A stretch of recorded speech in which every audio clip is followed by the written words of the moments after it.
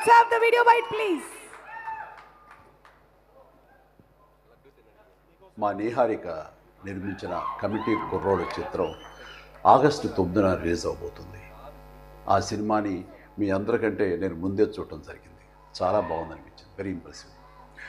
Niharika multi talented, మంచి ఆర్టిస్టే కాదు, ఒక నిర్మాతగా కూడా మంచి అభిరుచి ఉంది. అలాగే లేటెస్ట్ ట్రెండ్స్ తెలుసుకుంటూ ఆడియన్స్ టేస్ట్కి తగినట్లుగా ఫిల్మ్స్ని ప్రొడ్యూస్ చేయడం కూడా తనకు తెలుసని నా నమ్మకం. అంతకుమించి మన తెలుగు ఆడియన్స్ ఎప్పుడు భాషతో సంబంధం లేకుండా ఫ్రెష్ అండ్ ఎగ్జైటింగ్ కంటెంట్ ఏదొచ్చినా సరే చూసి ఆనందిస్తారు, ఆదరిస్తారు. ఈ సినిమా గోదావరి జిల్లాలోని ఒక పల్లెటూరులో 11 మంది స్నేహితుల మధ్య జరిగే కథ. డైరెక్టర్ యదువంశీకి ఇది మొదటి సినిమా. ఈ సినిమాకి స్టోరీ, స్క్రీన్ ప్లే, దర్శకత్వం అన్నీ తానే చేశాడు. ఈ సినిమాతో చాలామంది కొత్త నటీనటులు పరిచయం అవుతున్నారు. ముఖ్యంగా మెయిన్ లీడ్స్గా 11 మంది అబ్బాయిలు, అలాగే 4 అమ్మాయిలు పరిచయం అవుతున్నారు. ఇది పరిశ్రమకి చాలా అవసరం.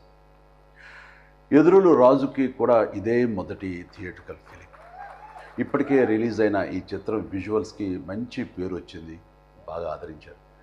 అనుదీప్ దేవ్ మ్యూజిక్ డైరెక్టర్గా అద్భుత విజయం సాధించిన హనుమాన్ చిత్రంలో 2 పాటలు చేశాడని తెలిసింది.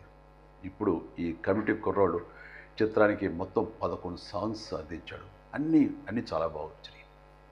ఈ చిత్రం ప్రేక్షకుల్ని అలరిస్తుందని భావిస్తున్నాను.